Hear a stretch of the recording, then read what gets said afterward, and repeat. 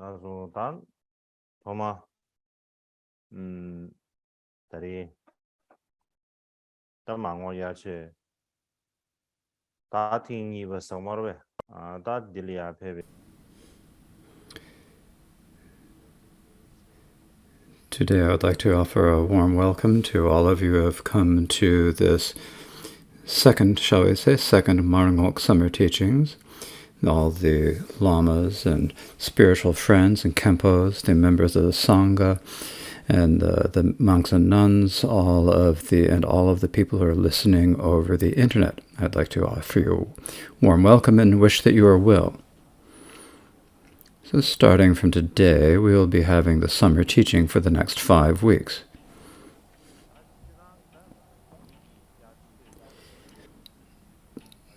Now, generally last year we covered many topics in our summer teaching. And so I thought it would be a good idea to speak a little bit about the topics we covered last year in general, but there were so many different things that we covered. First, there was the spread of civilization within the Indian subcontinent, how the cultures were established, the appearance of the Vedic period, and following that,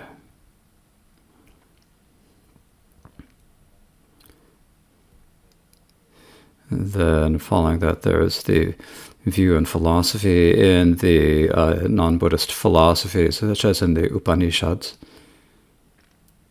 And also we spoke about how the Buddha appeared in the world. I spoke a bit about how he turned the wheel of Dharma.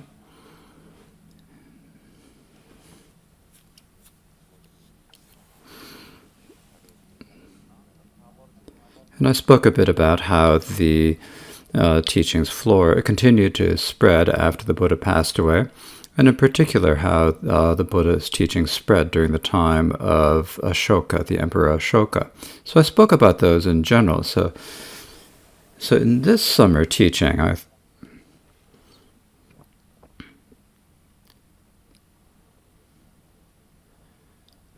what I thought I would like to speak with all of you about is, first of all, maybe if I show it to you, it's easiest.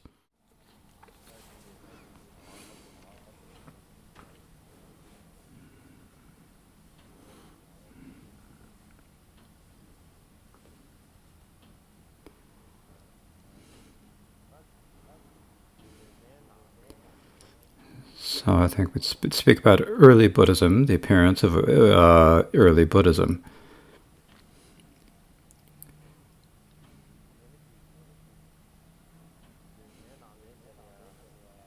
And in terms of early Buddhism,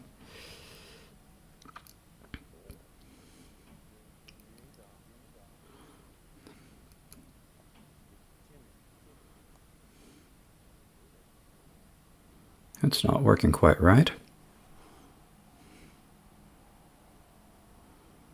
It's not doing what I want it to.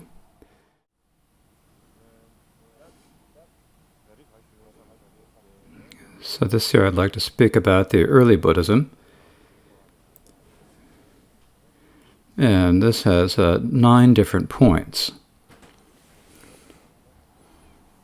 So these are what I thought I would discuss. And the first of these is the formation of the Sangha Vinaya discipline in monasteries. The second point is the first council and how the scriptures of early Buddhism developed.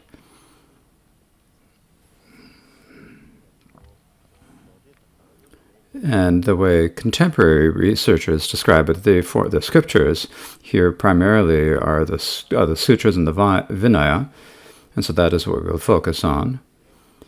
And then the third point is Buddhism after the Buddha's parinirvana. I thought I would speak about that in brief. The fourth point is the second council and the split into the main schools. The fifth point is the time of Ashoka and the third council.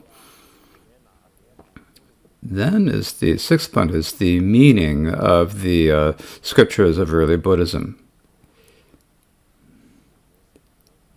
We can say what is the meaning or the topics or the contents of the scriptures of early Buddhism.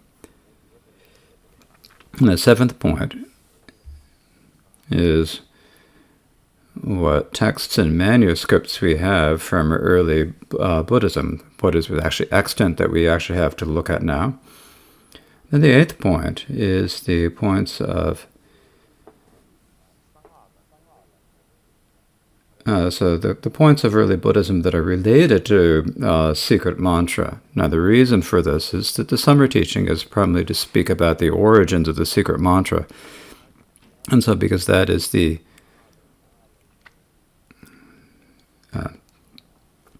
so we need to examine whether there are any issues related to the development of secret mantra within early Buddhism. And then the ninth point is the dating the Buddha's parinirvana.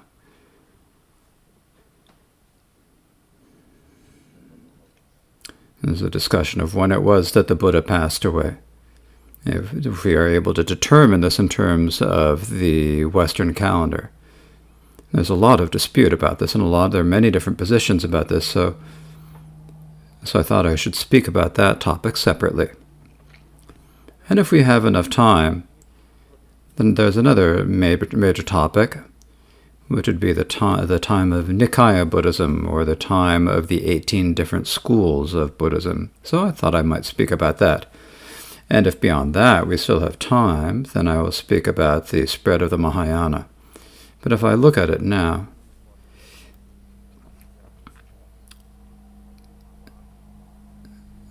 when I look at the amount of time that I have, I think because of the amount of time that we have, I probably won't be able to get to the discussion of the spread of the Mahayana. But in any case, in this year's summer teaching, these are the main points that I would like to discuss. But of course, as I discuss them, there are going to be some changes, and it's possible that I might add some things.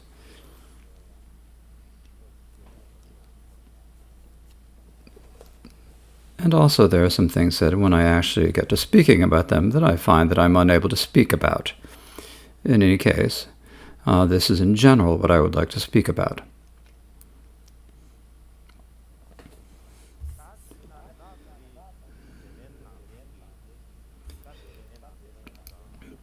So now when we talk about early Buddhism, or when we talk about the earliest or the original form of Buddhism, what we mean is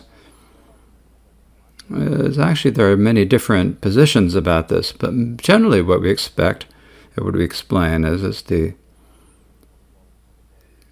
it means from the time that the Buddha achieved enlightenment and turned the wheel of Dharma, then from that time that was the beginning of Buddhism, and so it's from that time on.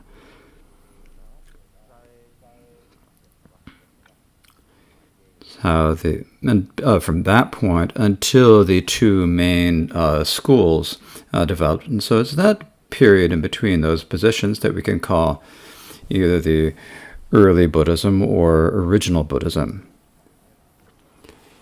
And so when we speak about early Buddhism, what do we mean? If you don't understand that, I thought then, as I said earlier, it's from the time the Buddha began to spread until the different schools developed. So it is the period between these 2 points.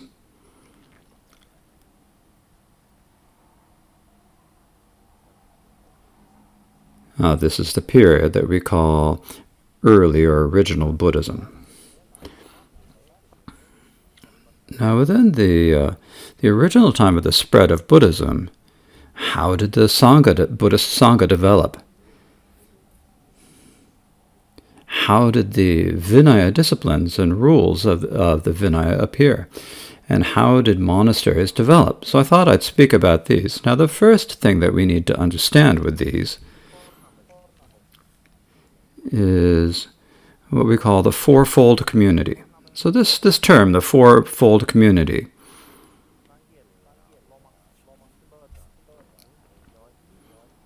so when we talk about the fourfold community, what we mean is that there are 2 groups of the Buddha's students. There are the householders, the lay people, and then there are monastics. So there are these 2 groups.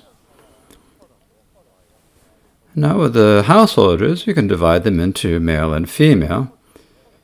So if you talk about the householders, the faithful householders, they were called upasakas. So in both Pali and Sanskrit, it is called upasaka, but it's basically upasaka. And so this means what we would call a lay person. And the female would be called the upasika.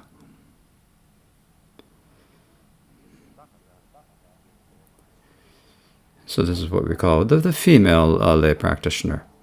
Now the meaning of this word upasaka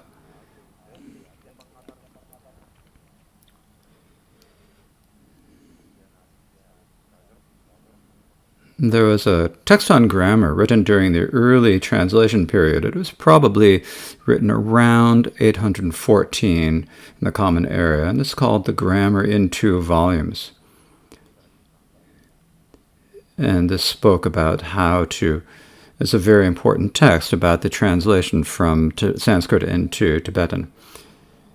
And so this describes it when translating the word upasaka into Tibetan. It means that someone has taken the 5 precepts and so forth, is near to the result of arhatships. So they're called approaching virtue, or genyen in Tibetan. So this means someone who takes the 5 precepts, life precepts, and they are near on the path to arhatship, so they're given the name of approaching virtue, or genyen in Tibetan. There's a modern Japanese scholar called Hirakara Akira. And according to him, the meaning of the word upasaka means someone who is attending someone or serving someone. If you translate it directly without giving many explanation, but if you actually translate the word itself, then the meaning that it indicates is someone who attends to someone or who pays respect and service.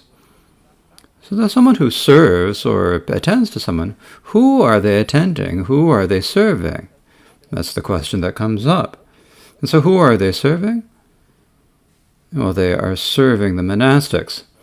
The householders serve the monastics. Likewise,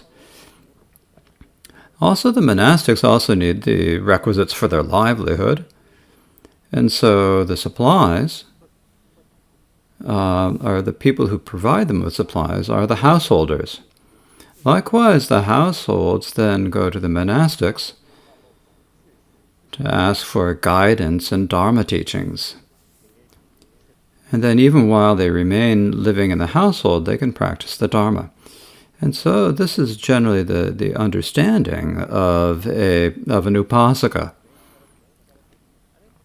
And according to the Japanese scholar, that the point where they're given the name of upasaka is when these faithful lay people go for refuge to the 3 jewels. So the moment that they ask for that, from the moment that they take refuge, then only then are they called by the names upasakas, or lay practitioners. This is what this Japanese scholar had said. However, in our Tibetan tradition, in the Treasury of Abhidharma, in this regard, there is a question of whether when we're discussing the question of whether one becomes an upasaka merely by taking the refuge vow or not, there's different points, and like this one is the Vajrayana and the Vaibhashika and the Aparantaka Vaibhashika. So the Vaibhashika were from the region of Kashmir. And then when we talk about these days, when we talk, we often use in Tibetan, we use the word Kache, or Kashmir, for Muslims, but that's not their actual name. When the Muslims first came to Tibet, the first Muslims who came to Tibet all came from Kashmir. And because they came from Kashmir, then when you ask them, they'd say, oh, we came from Kashmir. And so the Tibetans began to call them Kashmiris. But actually, Kashmir is the word Kache in Tibetan is the old Tibetan word for Kashmir. It's actually not a name for the religion of Islam. So that was a bit of a digression on my part. In any case, the Kashmiri Vaibhashika, or Great Exposition, were the Great Exposition people who lived in the Vajrapura. Then there were the Aparantaka Vaibhashika, were the people who lived in the areas of central Tibet, or central India, probably around Magadha. And those masters said that we receive the name of an upasaka, or approacher to virtue, at the moment of taking the vows of going for refuge. And in particular, those were the people who had the strongest faith and devotion would, in addition to taking refuge, would also take the 5 precepts of an upasaka. And so these are what we call upasakas. Now, with the monastics, there are also male and female. Now, of course, there are novices and so forth, many different points, but the main monastics are the bhikshus and bhikkshunis. And so for the males, we're then called the bhikshus. So in Sanskrit and Pali, they're called bhikshu or bhikkhu. And in Tibetan, this is translated as gelong.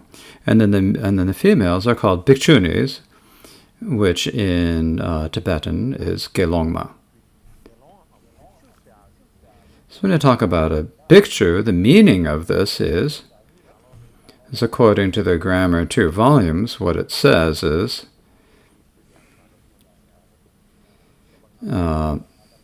so this Grammar 2 volumes is the text I mentioned before. There was grammar text that's period in the early translation period during the time of the Tibetan Empire. And what this says is that those who are motivated by and seek nirvana, who are fully ordained by the 4-part motion with a request, and who live on alms in accord with the Dharma, and are with accord with the Dharma, they're called bhikshus. So basically, this means people who are seeking to achieve nirvana, people who are fully ordained by the impressions of a 4-part motion with a request, and they live on alms, then they're called by the name bhikshu. So generally, when you speak out the word bhikshu, then there are many different types of bhikshus. There are the 6 great masters who gave explanations of the Vinaya, including there was one named Visheshamitra, and he spoke about 5 different types of this. Now, this is not, there was not any discussion of the 5 different types of bhikshus during the time of early Buddhism, but later masters spoke about the people who were bhikshus in name, because who had made some who bhikshus who had conquered the afflictions, those who are fully ordained by the 4 motion with the request, and then the true bhikshus. And so they spoke about 5 different types of these. But in the Grammar 2 volumes, it primarily speaks about those who are fully ordained by the 4-point motion and the request. And so this is how we should understand.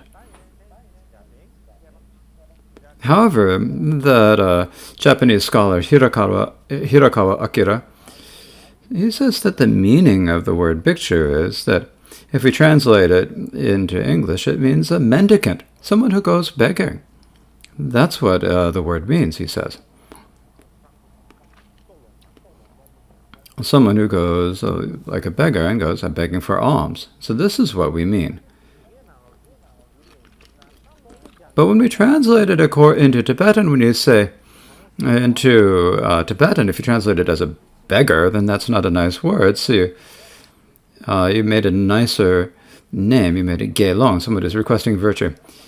If you say just a beggar, then you'd think about like a wretch or a beggar, and that doesn't sound good. So they changed the name. So it's someone who is asking for requesting for virtue. They made a slightly nicer name. Now, the reason why they're called mendicants, why they're called bhikshus, is that bhikshus are dependent entirely on the offerings of the faithful members of the public for their livelihood. They didn't have any other facilities of their own. They didn't keep anything with themselves. And whatever they need in a day, the food and so forth, they'd have to go and beg for it in alms. And so they needed to live their lives by begging for alms. And for that reason, they're called mendicants or bhikshus. Now, from another perspective, another point is that they focus their mind single-pointedly on Dharma practice. So if you normally think that you need to work and earn some money and gather some wealth and so forth, then because of that, you have so many different things you're doing with your body, speech, and mind.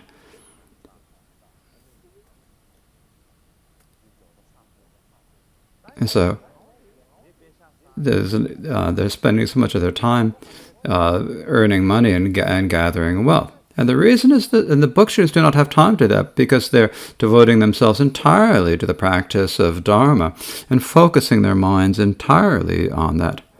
And so for this reason, they're also called mendicants. So these are the two meanings, he says.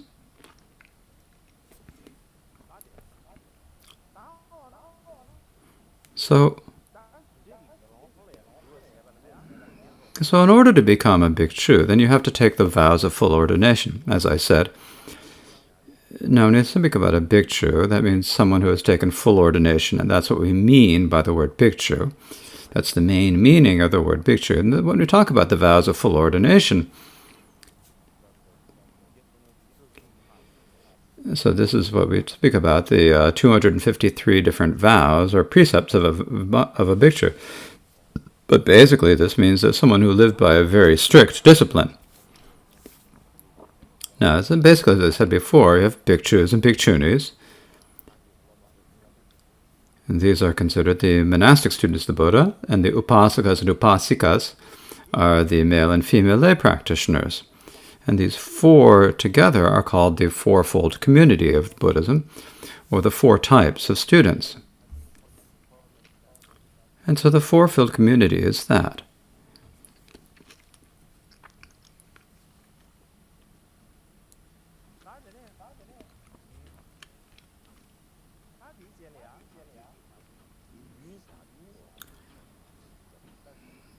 Next, we should speak about the Sangha. And if we want to explain what the Sangha means,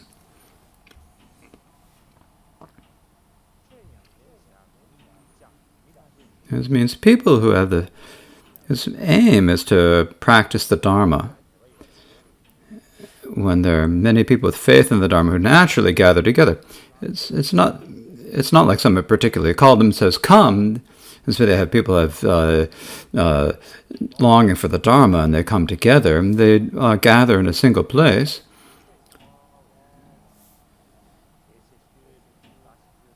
And they consider the teachings of the Buddha to be the most important.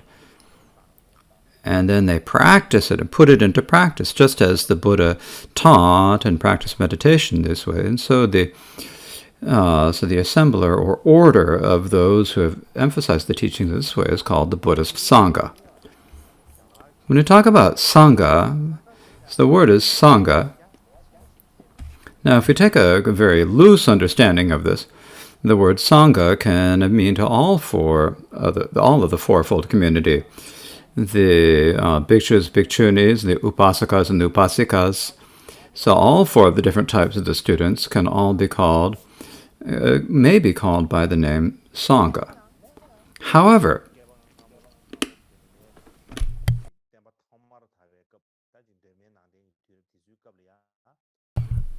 during the earliest Buddhist period, when the Buddha was newly, when the Buddhism first developed, then the organized community of the Sangha only included the monastics. So the organized, developed monastic community only applied to the monastics. And so the householders were not really considered part of the Sangha community. So it's basically only the monastics. And if you have a gathering of the male bhikshus, then that is called a bhikshu sangha. So if many bhikshus who gather together, that's called a sangha. Now this word sangha, now in Tibetan, what we say that is when there are 4 or more individual bhikshus gathered together, this is a bhikshu. A single, if there's only one individual, it's not a bhikshu, it's not a sangha. If there are 2 together, it's not a sangha. If there are 3, it's not a sangha. Only when there are 4 or more can it be called by the name of sangha. In any case, if you have 4 or more bhikshus gathered together, then they can be called in Sanskrit the bhikshu sangha. And if you have a gathering of 4 or more bhikshunis, that can be called a bhikshuni sangha. And the general name for the 2 of these were called the dual sangha, the 2 communities of the sangha. This is the name that was given to them. So the bhikshu sangha and the bhikshuni sangha did not live in the same place. They were separate. They lived separately. And likewise, and they each administered their own communities. And this is the form that they had when they participated in this. It's not like the 2 communities gathered together and mixed in one single place. And it's like the bhikshus were administering the bhikshunis and the bhikshus were administering the bhikshunis. That's not how it was.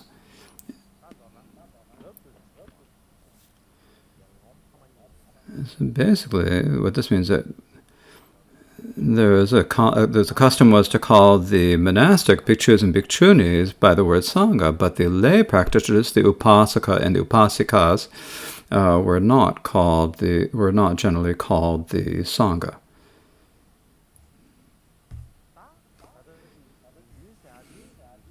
Now this is a word, sangha, is a Sanskrit word, and it was translated into Tibetan. It was translated as gendun.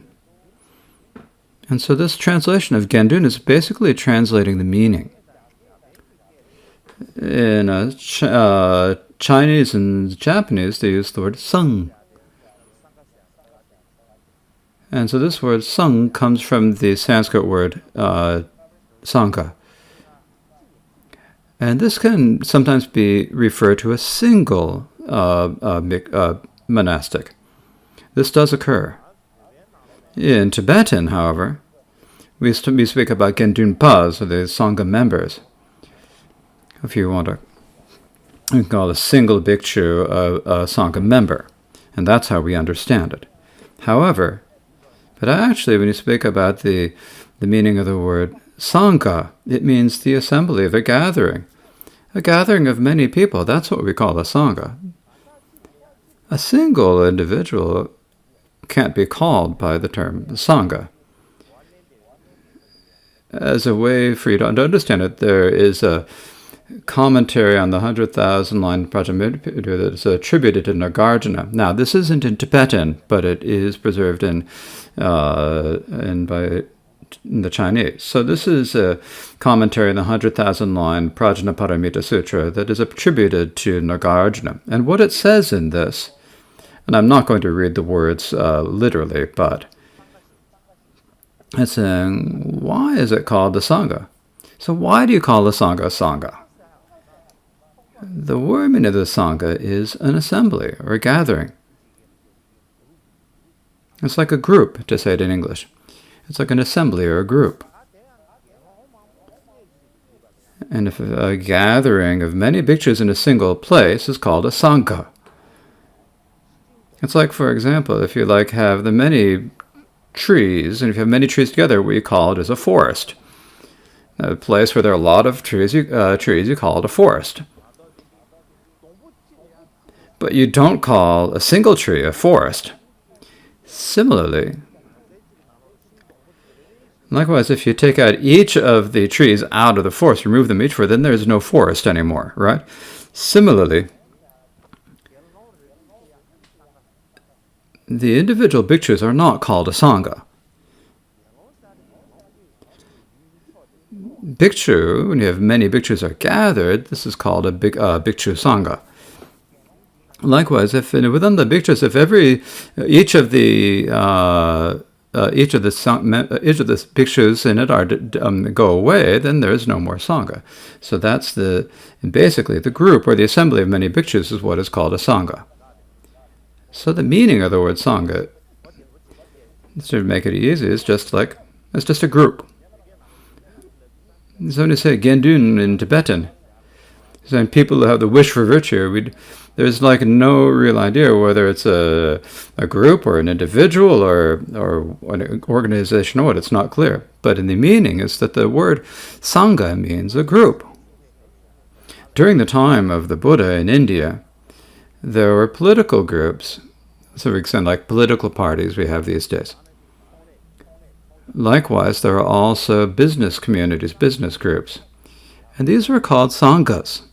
That was the tradition at that time. Likewise, the word sangha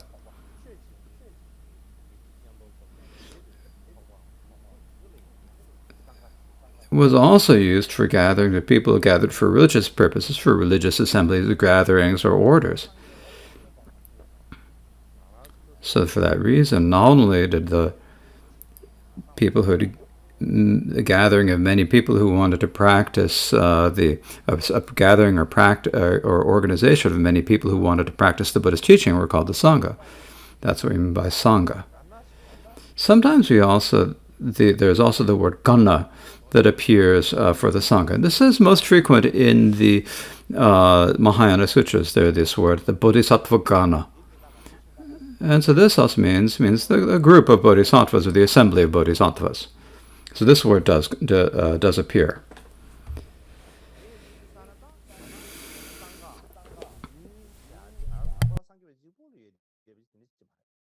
So this means that the Sangha or the Sangha is not only in Buddhism. When you speak about the organization of the Sangha, as in the Buddha, Dharma, and Sangha, the organization of the Sangha is not only a Buddhist phenomena. And particularly during the time of the Buddha, there are many different Sanghas or many different groups or Sanghas. And there were these Sanghas within religious communities in the Brahmanical religions, in the Jain religion, or the Digambara traditions. Likewise, before the Buddha achieved enlightenment, he studied with the non-Buddhist.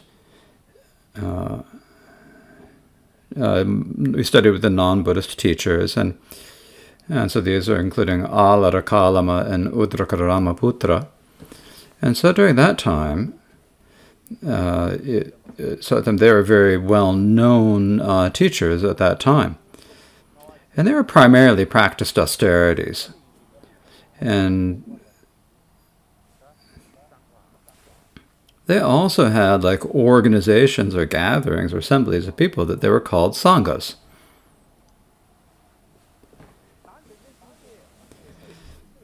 Now, if we want to sort of elaborate on this a little bit here, of course, I thought here to just kind of elaborate a bit, to digress a bit.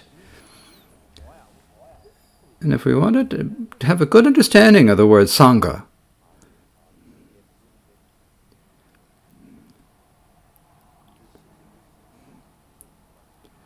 we can understand how is it that a Sangha needs to be established, how we can maintain a Sangha, how we can preserve and improve the Sangha.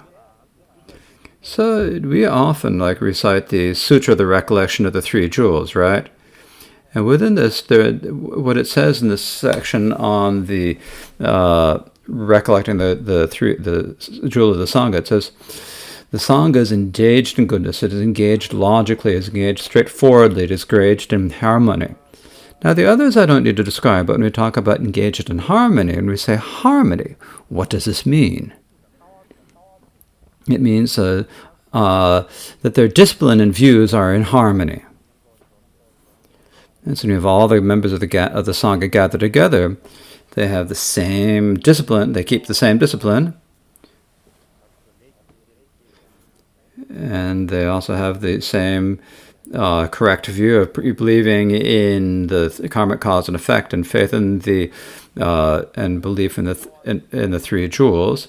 So they're the same in this respect. So they have the harmony and discipline and harmony in views. And so for that reason, you have people who have the same aims and the same wishes and the same views.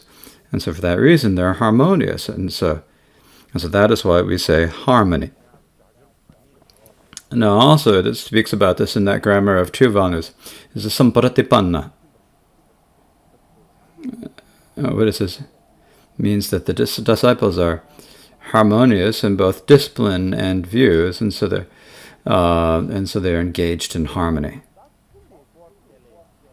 So if you want to speak about the topic of harmony, in the Chinese tradition, they speak about the six qualities of harmony.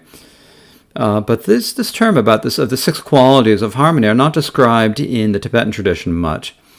But within our Tibetan Tengyur, there are 6 great commentators on the Vinaya from the Indian tradition, and so one of them was written by Master Visheshamitra, and he speaks about the 6 types of harmony. Now, this is a little different than the six qualities of harmony that are described in Chinese Buddhism, but it was spot by the Visheshamitra were very similar. So this is the 6 types of the harmony in signs, that is, in their robes, in their actions, in their discipline, in their view, in their rituals, and their life things. So they're the same flavor. So these are the 6 different ways that they all are in harmony with each other, so they're all harmonious. Now, often we recite there's a prayer that we recite this when we talk about the blessings of the indivisible wishes of the Sangha. And we say, by the blessings of the indivisible wishes of the Sanghas, that all the members of the Sangha have the same intentions and they have harmony of their minds. So this means that whether it is in terms of their discipline, they're harmonious and the same. Their views are harmonious and the same. And so for that reason, it's a very good group, a good gathering. And it's something where no one else can worm their way in and create dissension within them.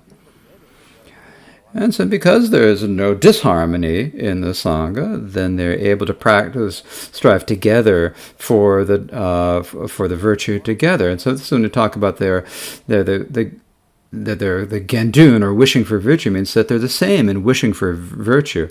They cannot be divided in this. And so the meaning of the word Sangha, when you translate the word Sangha into the meaning, it means that people they have the same wish and their same focus on virtue, and so they come together and are called the Gendun, or the Sangha. Likewise, when we go for refuge, we say the noble Sangha, the supreme of assemblies.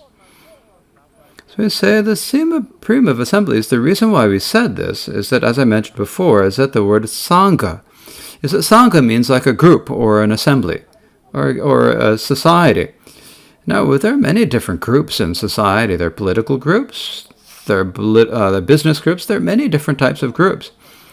And among all the different types of groups, so the Sangha is the best of these groups. And the reason why it is the best is because it has features or properties that the other groups do not have.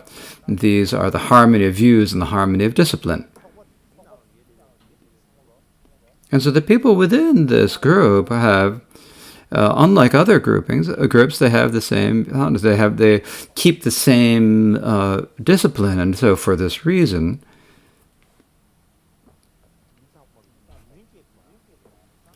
there's something that everyone should feel faith and devotion for. So they're called the supreme of assemblies, because of the supreme of all assemblies. That is the Bhikshu Sangha. That is the Sangha of Buddhist monastics. And if they have that same harmony in view and harmony in conduct, then it's as it says in the Sutra of Reconciliation, it is worthy of joined palms, it is worthy of prostration, it is a glorious field of merit. It is the great purification of alms, it is a fit object of generosity, it is always a great object of generosity. When you have such a great Supreme Sangha, then no matter who you are, It's not going to think, if someone, they join their hands in prayer, it's worth it. If they prostrate, it's worthy of this prostration. That is the type of group that it is.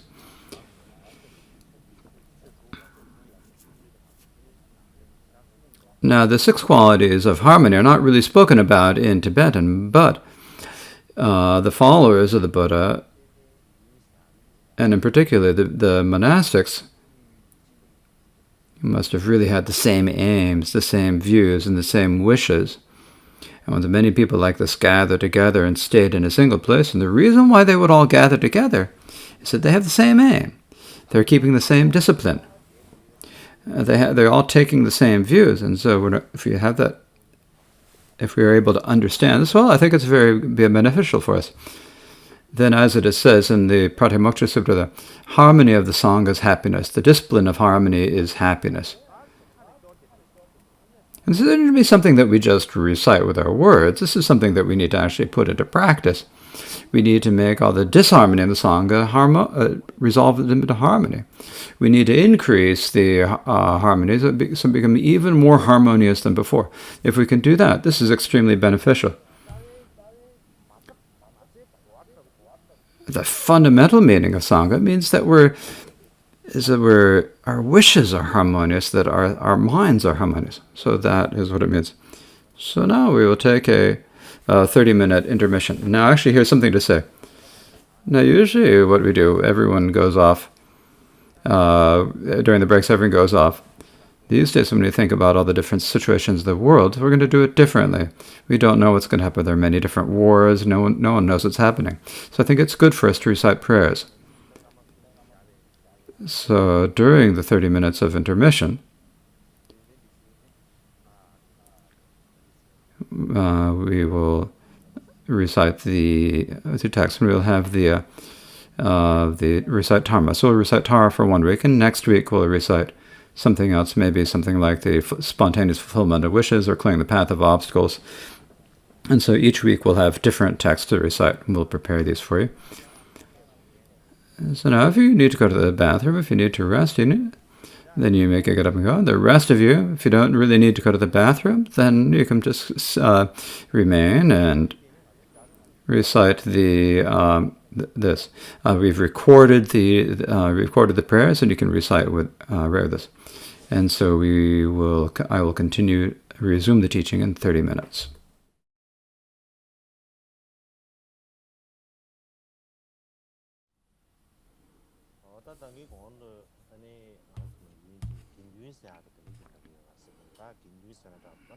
So before I was speaking about what we mean when we use the word Sangha, the Sanskrit word Sangha, it says in Tibetan we say Gendun, the actual meaning.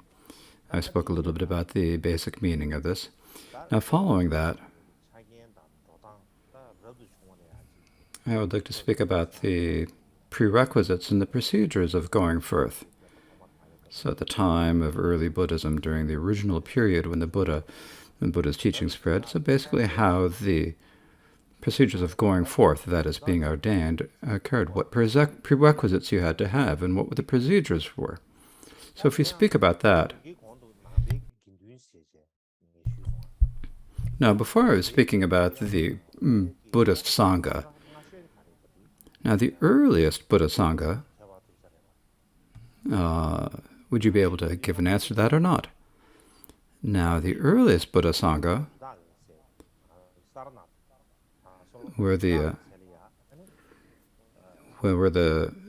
when the Buddha first gave his first teaching in the Rishipattana Sutra in Sarnath, when he first gave his first teaching on the turning the wheel of Dharma in Sarnath now at that time there were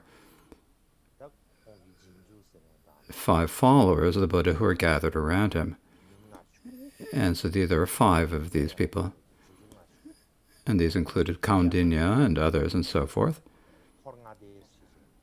And so in the Buddhism we call them as the good group of 5.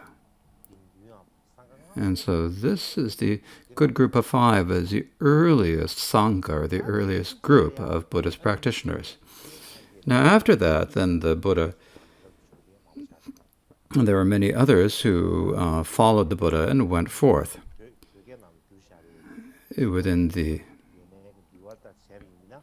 if we look at explain it according to the scriptures of the Vinaya that were translated into Tibetan from the Sarvastivada tradition, there was a Kirti and his 4 siblings. So the 5 of them went forth, and they are called the next or the near group of 5. And then following that, there were 5 youths from the region of Varanasi who came to the Buddha and went forth, took full ordination. Following that, there was the good group of 60. Then after that, the largest group of people taking ordination were the students of Urubilva Kashyapa. He was a non-Buddhist teacher, and he was rather well known at that time. And he also had many students. He had like 1,000 students that he brought to the Buddha, and he developed faith in the Buddha, and he began to follow the Buddha, and so he also brought his 1,000 students along with him. They all went forth to the Buddha, or they all went for refuge to the Buddha and took vows, and so the Buddhist Sangha originally very swiftly became very big. In the beginning, it's different than how it happened for the other types. And so before that, there were just a few, and then Urubilva Kashyapa followed him, and there were, all of a sudden there were very many Sangamas. Then following that, there were Shariputra, Madhgalyana, Mahakashyapa, and other great bhikshus. And so all the great Arhats appeared. And then it became a very, not only was it large, but the Bhikshu Sangha was also very stable. Later, there was the Indian king, King Bimbisara. He was one of the most important kings in India at that time.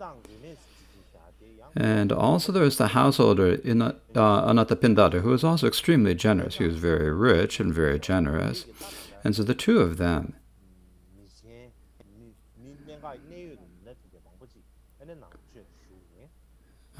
following them, many other influential people also went for refuge to the Buddha. And so because of this, and also the main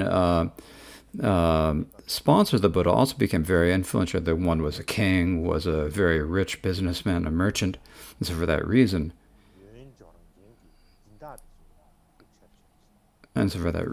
there became more and more donors to the Sangha as well. So for many such reasons, within a few years of the Buddha achieving enlightenment, the Sangha reached a considerable size. The Tibetan Vinaya scriptures record that when Bimbisara sponsored the Sangha, there were 1,253 bhikshus, as it says. This includes, this is not just 1,000, but 1,253 bhikshus. So this is a very large Sangha whom Bimbisara sponsored. Now, when the Sangha was first established,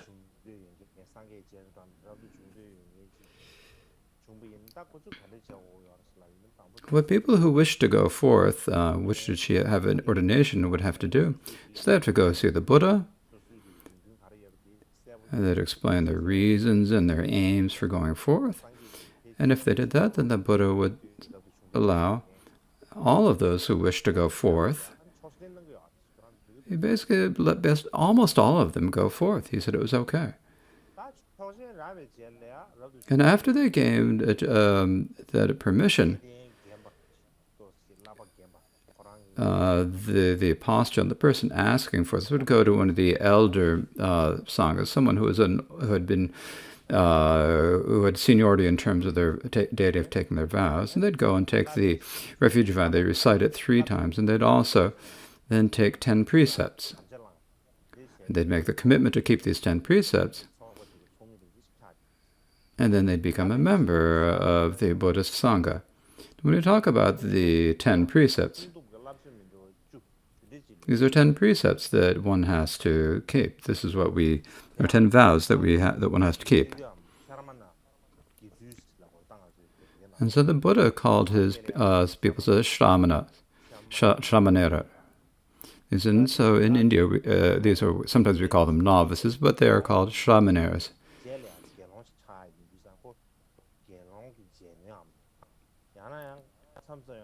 So because the word would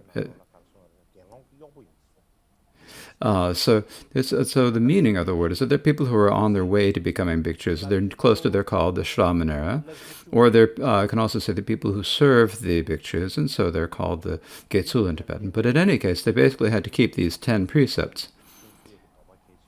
So these 10 precepts are the most important vows of the shamaneras, or the novices. These 10 are included giving up taking lev, taking that which is not given, unchaste conduct, giving up unchaste conduct, giving up large lies, giving up alcohols, giving up great and large seats, giving up perfume and jewelry, giving up sound and death, giving up accepting gold and silver, and giving up food at inappropriate times. So these 10 precepts became the most important of all the different Buddhist rules and precepts.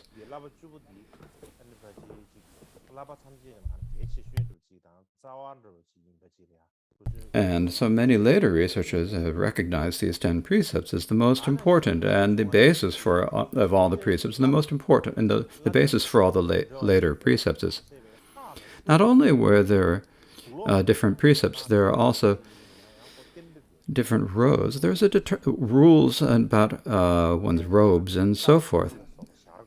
So for example, then there's the need to shave your head and facial hair, as in the necessity of wearing the 3 Dharma robes and wearing mediocre clothes, not very fancy clothing at all. And so there are these. This practice was established at that time too.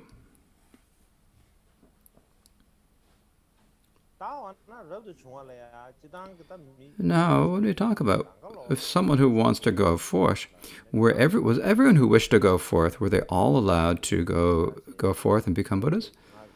As I said before, people would go to the Buddha and say, I wish to go forth, my aim for going for refuges, and say, if you explain this well, then he would let most of them go forth. Most of them had the Buddha's permission. Likewise, at that time, there are great distinctions between the castes, and some of the lower castes were not allowed to do certain types of jobs. However, but in the within the Buddhist community, there's no difference if someone was a lower caste or not. There was no distinction of caste or social status. All were allowed to go forth. However, before one could go forth, there was a few tests that you had to go through to see whether you had all the requirements, to see if there are any adverse factors or if there are any positive or negative factors. So it has to be exempt. For example, in order to be fully ordained, you have to have, there are around 20 different requirements for full ordination, such as, in order to go forth, you must be at least 7 years old. If you are not 7 years old, then you're not allowed to go forth. And likewise, if your parents are living, or if someone is not in debt to someone else, if you're someone like that, or if you are someone who is a government worker, a soldier, or someone else's servant, and people such as that had to get permission from their master or from their parents or so forth. If they got permission, then they could go forth. They couldn't go forth if they didn't have permission. You had to ask permission from your parents. If you just run away and without permission from your parents, that didn't work. Likewise, if people had very severe illnesses, these people, and also if there are people who had impaired faculties or had disabilities or disabled limbs, or if people are extremely old, or so old that they were on the point of death, they were also not allowed to go forth. Now, the main reason for this is that, for one perspective, it is that if there's someone who has a debt comes in, someone else, then someone would come over to make problems with that person who's in debt. The second point is that if you have many people with impaired faculties or many ill people in the Sangha, then the quality of the Sangha wouldn't be so good. Because it would have to be people who would have to be serving the illness people. And when you're spending all the time, now, and in order you need to have someone to help the person. That helper would have to be a member of the Sangha, and that person would have no opportunity to do any listening, contemplating, and meditating, because they'd be spending their entire time helping the sick monk. Also, there are people who would go forth only for the sake of food and clothing. So for that reason, there are certain prerequisites for going forth. And so this was the procedure that was made. Now, among these, it seems that it's certain that the requirement that children must have their parents' permission to go forth, that must have been from a very early time. This likely originated at the time that the Buddha's son Rahula went forth. Likewise, it is at the request of King Shuddhadana that the Buddha made a rule that the members of the king's retinue and servants and those with severe illnesses and also it's like bandits and so forth who are wanted by the government or criminals, or also people who were on government thieves whose names were on a government registry, or had been these criminals, or people who were in debt, or people that are the servants or slaves of other people, were not allowed to go forth. So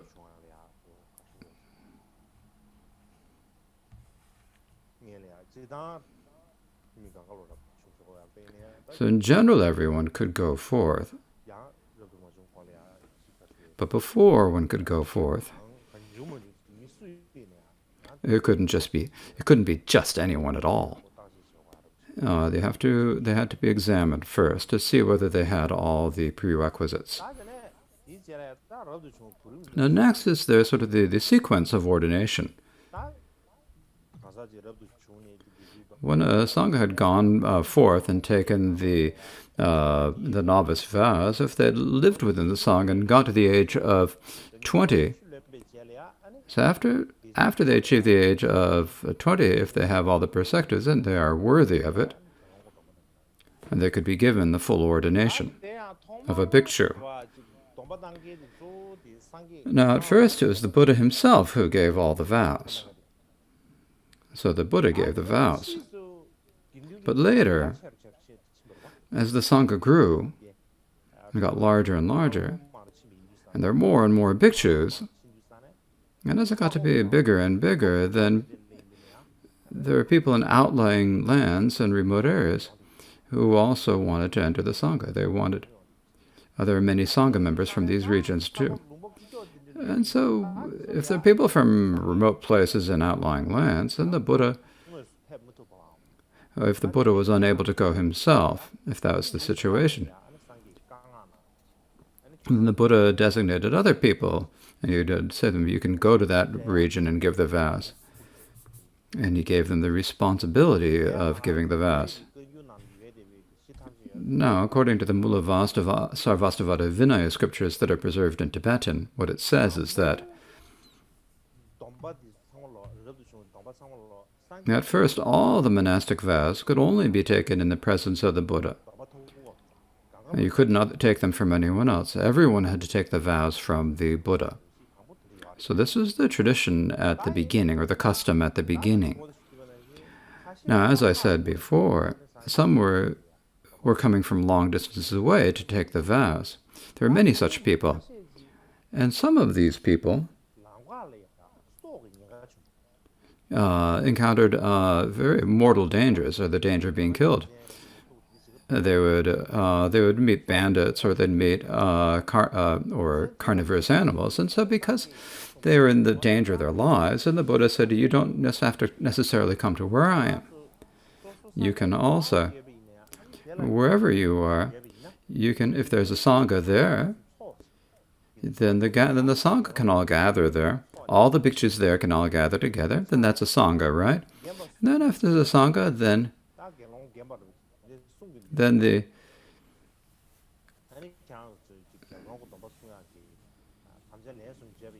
if you recite the promise of keeping the bhikshu vows 3 times in the presence of an elder bhikshu, then you can take the vows in the presence of 3 elders of the sangha. So this is, now we talk about the early and later rituals, and so this is the early rituals. Now the point of we do have these terms of the early and the later rituals for ordinations. We have to look at when these terms originated. Now we have to see whether this was actually a term that happened in this was a term that was used in early Buddhism, the terms of early and the later ordination rituals. And probably it wasn't. It's probably a term that developed later. Then there was this new bhikshu who had just taken the vows. They needed someone to kind of take care of them, to look over them. And so they needed someone to look after them. So there was the Khenpo. So a Khenpo, or an Upadhyaya,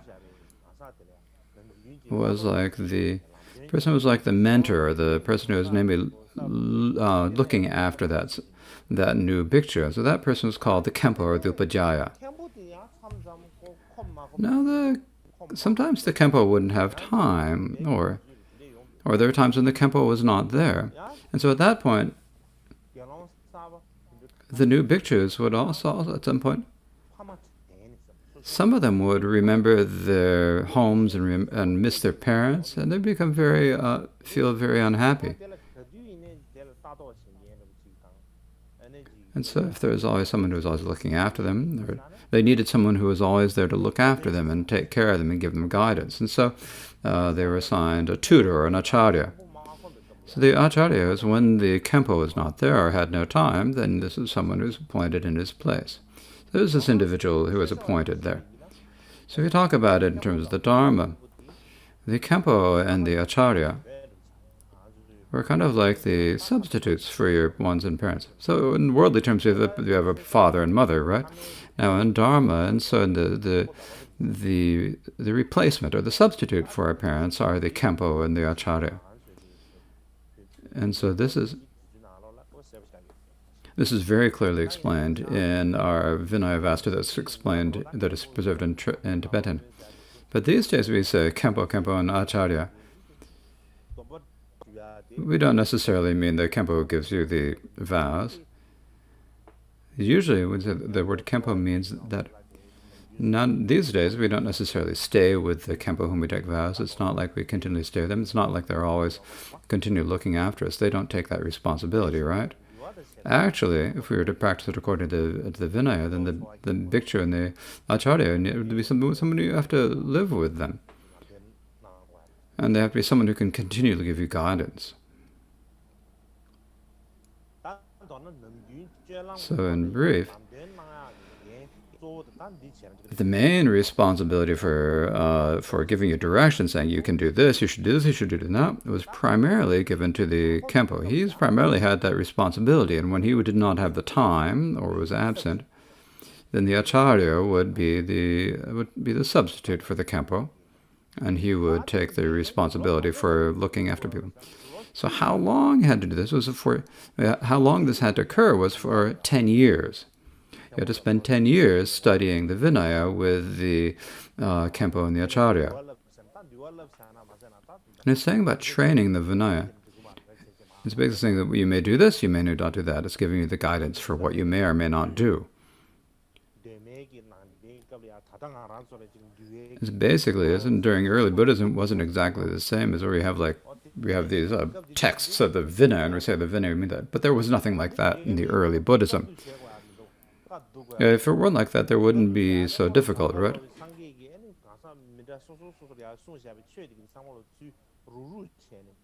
It's because at that point there had been no council to compile the Buddha's words. So at that point the Buddha's teachings were not written down, and so the Buddha's teachings gave teachings to his students, and everyone had to remember them. And then you'd have your students, the new bhikshus, and every day you'd have to repeat them and teach them to the new students. Now, probably around 6 years after the Buddha awakened to Buddhahood, he returned to his homeland. And when he returned to his homeland, then there was Udayi, who went to welcome the Buddha. And he came to welcome the Buddha. Then the Buddha at that point, so when Udayi came to welcome the Buddha, then the Buddha had Shariputra give Udayi the ordination, and so Shariputra became Udayi's Kempo. So Udayi's Kempo was Shariputra. And so at this point, there's like a new method for ordaining bhikshus. So at that time, during the time, Shariputra was told by the Buddha to say, you need to become the Kempo for Udayi. At that point, there was a new method for ordaining bhikshus. That developed later. This is called the Upachara ritual. Now, this is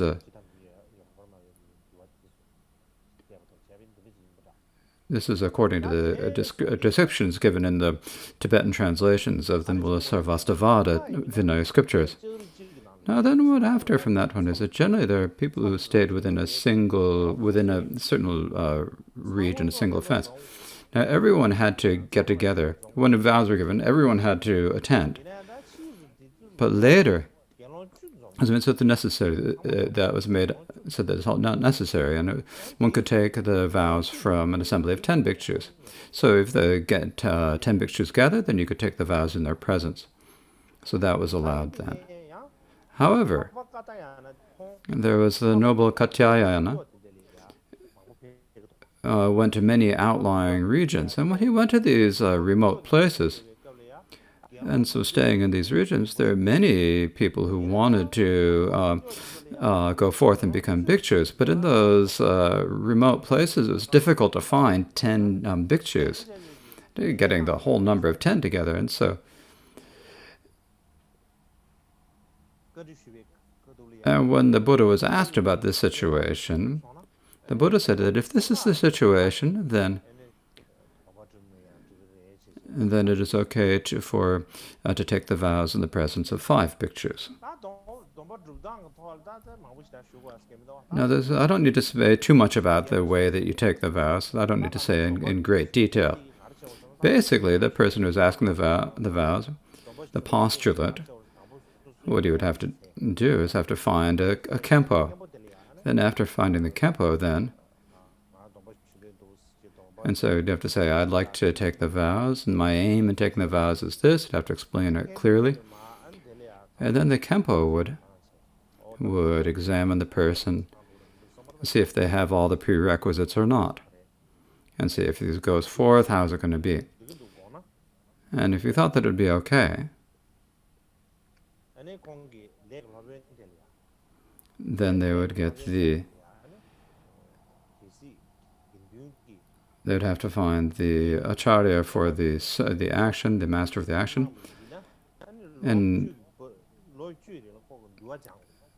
then there'd have to be 10 years when the person would have to spend studying, that you have to find someone who'd accept the responsibility of guiding that bhikshu for 10 years, and then they'd have to stay there. So they'd have to ask for them. And then they'd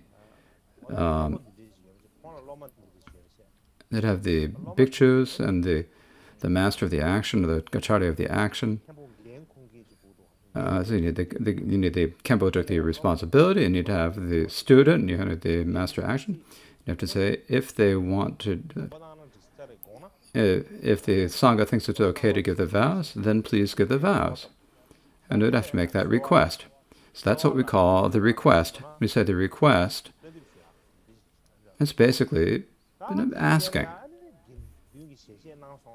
Then if the Sangha would expect it, if the gathering of the Sangha would accept it, it's not a question of the whole thing. If the whole group accepted it, if they were all in consensus accepted this, And after the motion was recited 3 times, and if no one raised any objections, then the vows were given. And this is what we call the fourfold action with a request. So that is one of the actions of the Vinaya.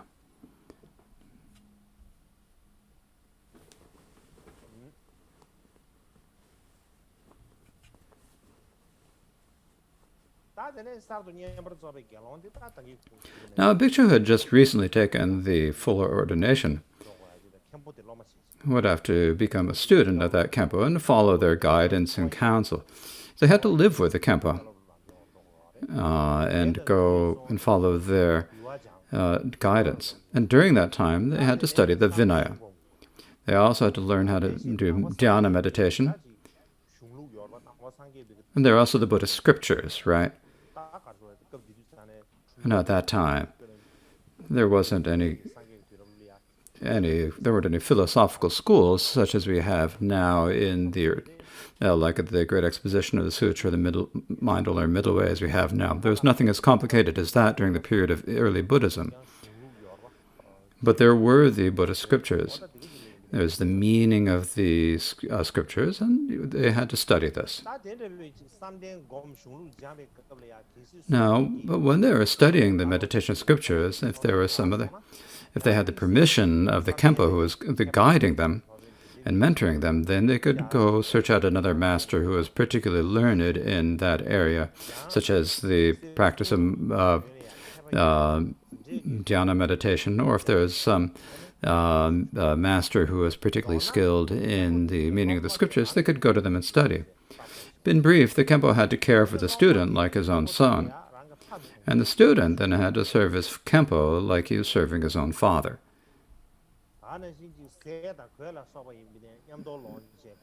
Now, they had to go for alms, to beg for food and robes together. And if the Khenpo or the other became sick, they had to care for each other. Because when you're sick, when the student got sick, then the bhikshu would help them. They had to help each other. And so in this way, they would, lead their life practicing the Dharma.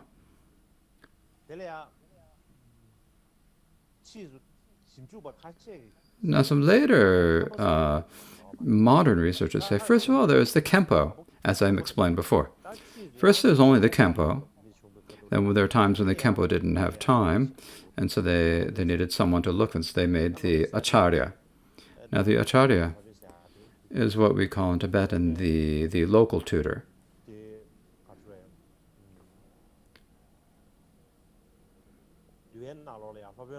But in the Vinaya itself, it primarily uses just the word Acharya.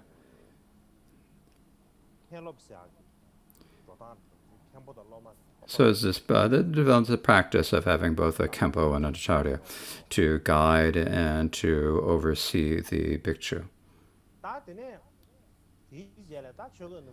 And find that I thought if we speak about the 3 Dharma robes next. So the bhikshus, not only did bhikshus have to keep their vows, there were robes or signs that were different than the robes worn by, the clothing worn by lay people. And so they wore 3 specific types of robes, which were called the 3 Dharma robes. Now these 3 types are, there was a robe worn on the upper body called the upper robe. Now we often call this the Chugga. Now the word Chugga or Dharma robe is actually giving the name for all 3 to the one of them. Its actual name is called the upper robe because it's thrown over the upper body. Now for the lower part of the body, there is a robe that you had to wear, and this is called the lower robe. And then in addition, one needed the namjar, or the outer robe, the sangati. Now the sangati, or namjar, was the outer robe to be worn on top. But it was different than the upper robe. According to our Mula Sarvastivada tradition that's in the Tibetan canon, the sangati outer robe was only to be worn on particular occasions. And so there is 7 of these occasions where one could wear the outer sangati robe. But otherwise, outside of those occasions, one could not wear those.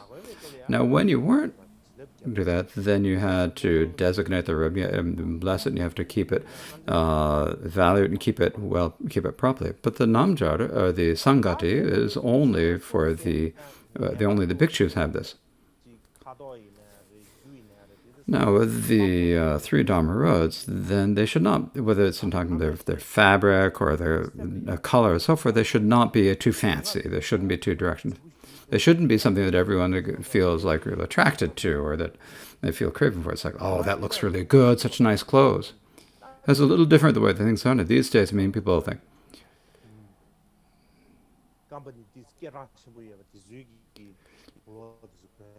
where these days, a lot of people wear the clothes from a fashionable brand, and they wear them, and they make themselves look nice. So all over it, and they wear clothing that have the brand name all over from the top to the bottom. So there's people saying, "Look at me doing this." And if people look at this, and people say, "Oh, look at him," they say, "Oh, he must be really rich." And it's not okay to do that. And bhikshus, when you look at them, or the monastics, when you look at them, you should say that. You should say that there should be should be something where people say, "Oh, that's appropriate for them." It's like they're not too nice. It's not something who has a lot of different. If it's something that people look at and say, "Oh, what an impressive person! Wow, what beautiful robes and all that," then that's not okay. And particularly the monastic robes, most of them originally were made by the rags that people couldn't use and that were thrown away. So you'd gather together many scraps of fabrics, and then you'd sew them together. And so you'd make them by sewing these scraps together. Or, if there are faithful sponsors who would make a gift of the fabric for making the three dharma robes, then once you take it, then it has to be cut it into small pieces, and then once again sew it back together to make the dharma robes.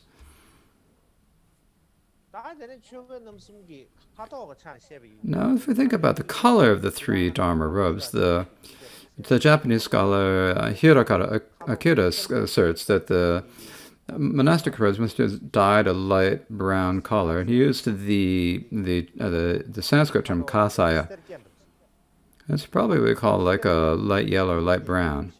So the robes must be dyed light brown before they're used.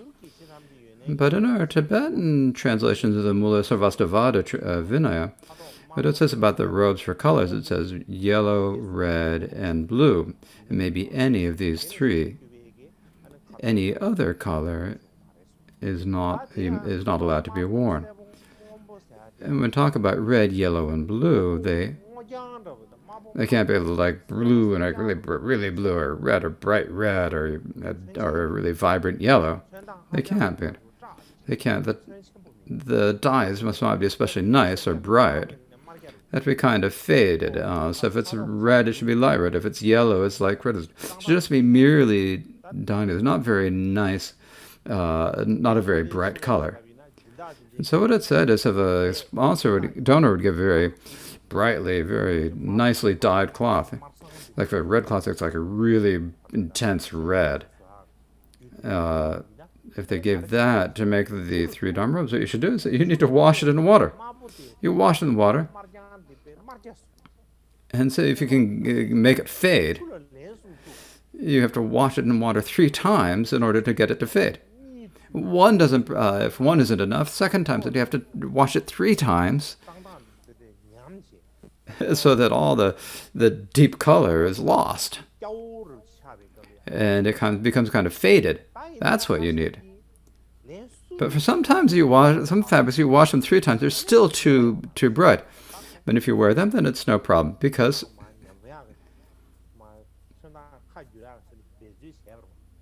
you've tried to make it fade, and you've done this 3 times to fade it, but it didn't work, then there's no problem with that. The main point is that the color must not be all that nice, all that bright. It shouldn't be all that attractive. It should be kind of like a faded, kind of light color.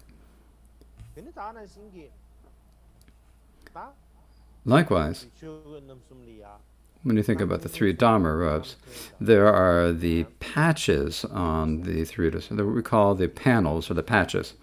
They're like the square parts, right? So those,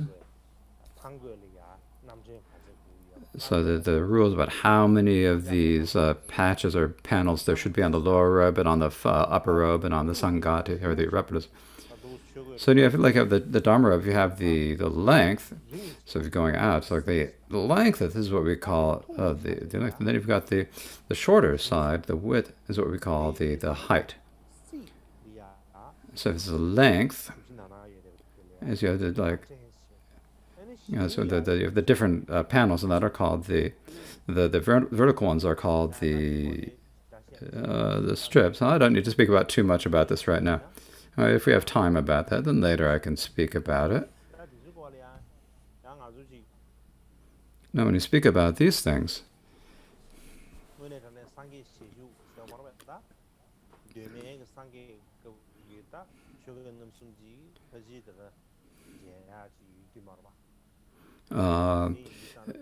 these days we've probably never seen any Dharma robes such as those that were worn at the early period of Buddhism. And so it's difficult for us to really know exactly what the followers of early Buddhism wore. Probably the closest are the Theravada practitioners in Sri Lanka and Thailand, Burma, and Laos.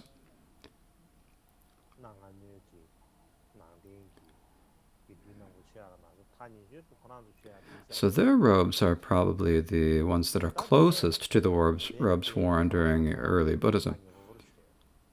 And the Tibetan robes are fairly close. They're slightly different. The one that's most different is probably the robes in the Chinese tradition. That's, I think, the furthest from the robes of original robes, and the worn differently than the bhikshus originally did. But the level of distance, this is really talking about the distance of that. This is not saying that one is better and one is worse. It's just only talking about in terms of their similarities. So next I would like to speak about how Sangha members got their food, where they stayed. So if we speak about that, the Sangha members of that time, the way they would get their food is they had to go on alms round. They absolutely had to go begging on alms round. They'd have to go to other houses and beg for food. And after they'd beg for alms, then when you're going begging for food, you don't get good food. Some people you have to go to the rich people, you have to go to the poor people. Sometimes you might get something good. So it's possible that you won't get anything good. And if you get something, then you're not going to get all that much.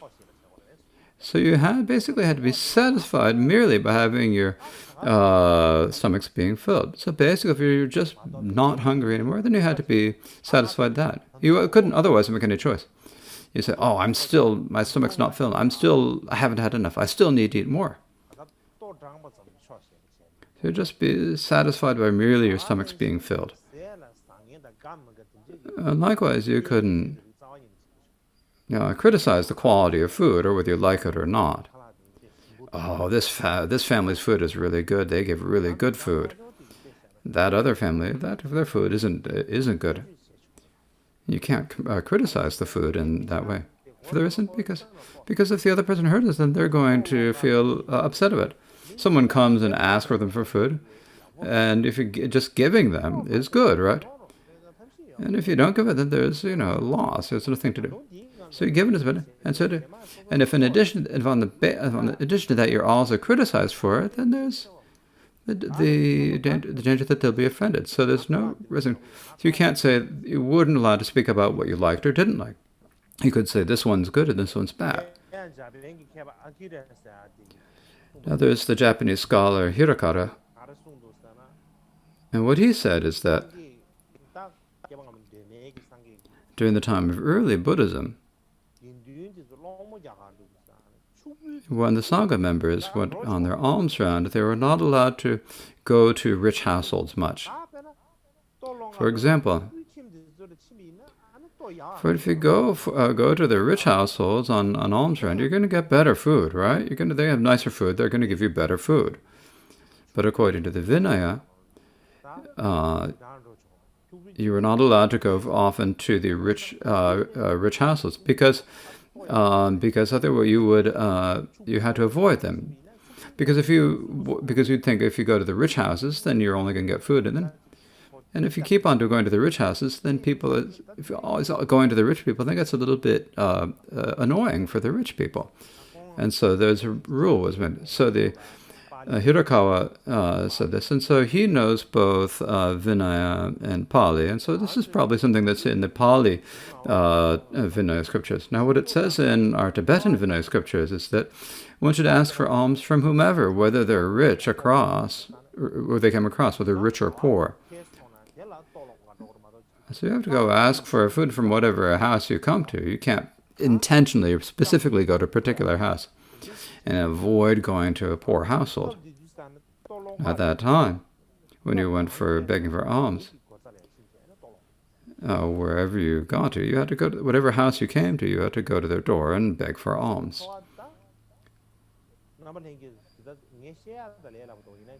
It's easy for me to say, but for you to understand it, you may think, is this an easy way to live or not?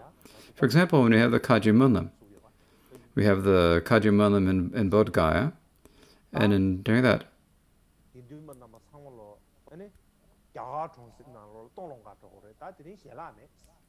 if we said, although if we said to all the Sangha members, you have to go off to the Indian villages and go beg for food. We're not giving you any food today. You have to go out and beg. That's what I said. The first thing is that no one would want to go to say, what if there's no food? You say, oh, Lama Chodak's getting sick of this. And he's often saying, but now he just doesn't want to give us food. So people might think this. So at first it's difficult for people to even want to do this. And then when you go, and if you don't get any, they're not getting food, so I have to go out and get food. And most people don't even have the alms bowls, and so they go off and get a bowl. They get a little bowl, and they go off then. They go to the Indians. If you go to the Indian villages and ask them for food, you have to look before you see how much food they have. They don't have much they're poor. They don't have much rice and dal and all that. We wear better clothes than they do, and we're carrying a robe and we go to some, please give us food. Then there's a danger that they're going to, talk back to us. They're going to create problems for us. Even if they give us, I'm not sure if we'd even want to eat it. Because we always get food in our monsters, we get used to it. And if we had to eat Indian village food, we probably wouldn't want to eat it. It wouldn't be easy. But in the old days, during the time of the Buddha's life, during the original time, you had to go into the villages and ask for food, and you'd have to eat whatever it was they gave you. And if you say, "Oh, I'd like some more," or "That's too much," you couldn't say that. You'd have to take whatever they'd give you, and then you'd have to be happy with it. And you have to be able to eat it before solar noon. After solar noon, you weren't allowed to eat.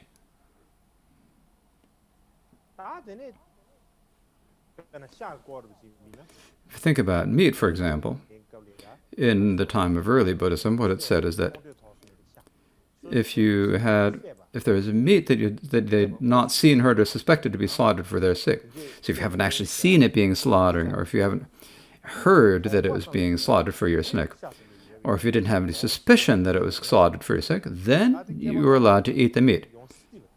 So this is possible in the old days, because in old days it could have been like that, because they didn't have the same facilities in old days. Each family had to prepare their own food if they needed meat. and they'd have to kill one of their own domestic animals, or one of their. They couldn't go out and go to a supermarket and get everything for them. You couldn't. It wasn't like now when you can buy anything you want. The old days were different. If you want to prepare something, you had to prepare what you had on hand. So at that time, you had what we call the eat meat that is pure in these three ways. And in particular, if there is someone who is ill, they could take them. They could have the meat as a substitute for medicine or in place of medicine. And in addition, you only had one meal a day. So we call it a single seat, meaning that people only ate one meal a day. Now the reason for this is that when we first get up in the morning, you do the meditation, then you have to go out for the alms round, right? You have to go and beg for foods, and you go into the villages and you have to beg for food, and you have to take back whatever food you brought, and you come back to your place, then you'd eat it, right? And so by the time, and you had to finish before solar noon. So you had to have eaten all your food by that time. And if you were healthy,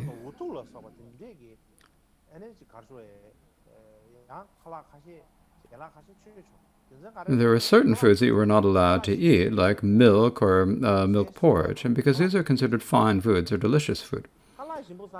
So you were not allowed to eat the specialties or the fines. Because we were all very attached to delicious foods, right? And so is it possible you're going to waste a lot of time looking for good food?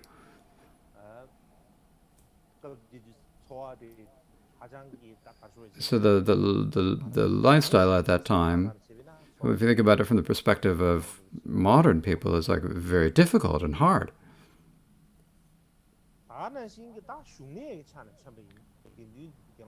Likewise, when you think about in terms of the place where they stay, then for us, all the Sangha members have monasteries, and you have your own rooms and where you can stay.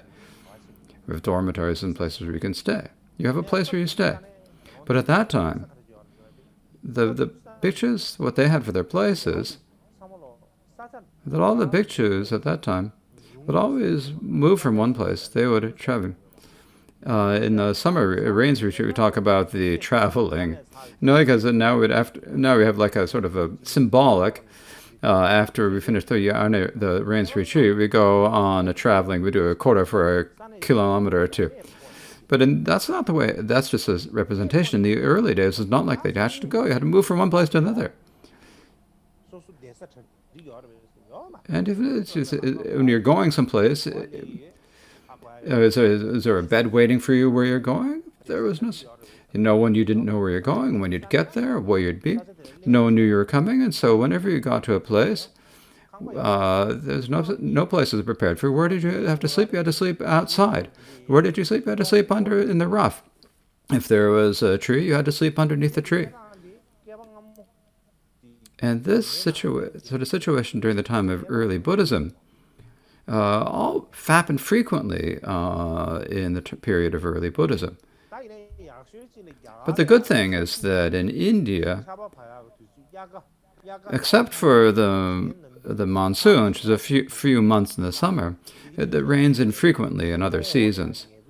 So if you have to sleep under a tree, it's not all that difficult. Otherwise, if it's raining all the time, you have to sleep under a tree, then that's more difficult. So not only that, within the Sangha, there were some who, on their own initiative, were like more hardcore than the other people. They wanted to live a more ascetic lifestyle. So these people, they really wanted to try. They really wanted to, and they intentionally wanted to take on the more ascetic practices. And so these people, the way they lived that, they had their practices. were all kind of like 작은 gathered together and compiled and given the name of the 12 qualities of training. So this is how these 12 qualities of training occurred. And so these are people who only stayed in remote places, practiced them. Some people only wore fabric that other people had thrown away, only rags that had been disposed of. If a rag has been thrown out in the trash, then that's the only type of fabric that they can use.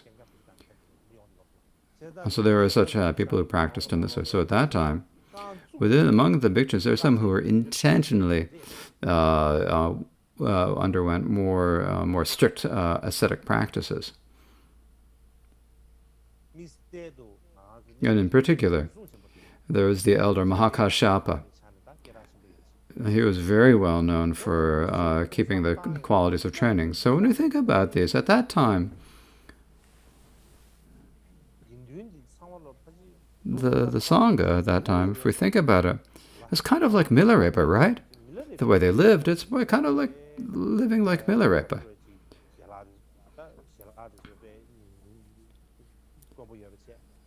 Food was scarce, and their robes were not all that nice. It's kind of like Milarepa. It's not like they're 100% like Milarepa, but it's basically similar to Milarepa. And so they went to various they never stayed in fixed locations. If we think about how we do things, what shall I say? Now, if I say that it's kind of nice, that's kind of a strange way of saying that. When you talk about we can say we have it nice, and the people and the bhikshus in early Buddhism didn't have it nice. We can't say that. But if we think about it in terms of if we had to be reborn, if we were born at that time, it would be difficult for us to live it. If we had to live that lifestyle, it'd be difficult. Even if we chose to, it'd be difficult because our society is different than it was in the ancient times.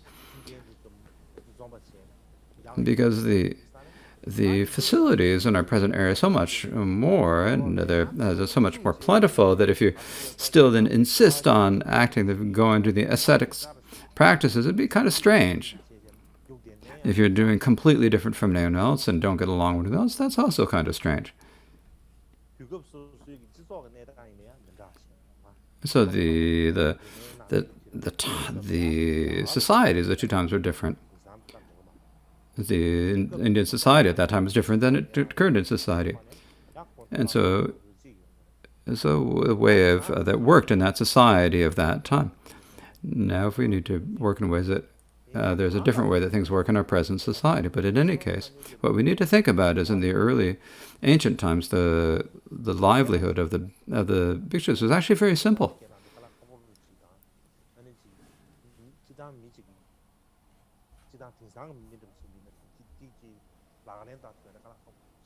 But it would be difficult for people of this time to practice or people to do. So for the monastics of that time, we should consider as very important, as very sacred. If it's something that everyone could do, then there'd be no reason to think that it's sacred or special if everyone could do it. So it's probably best for us to leave it here for today.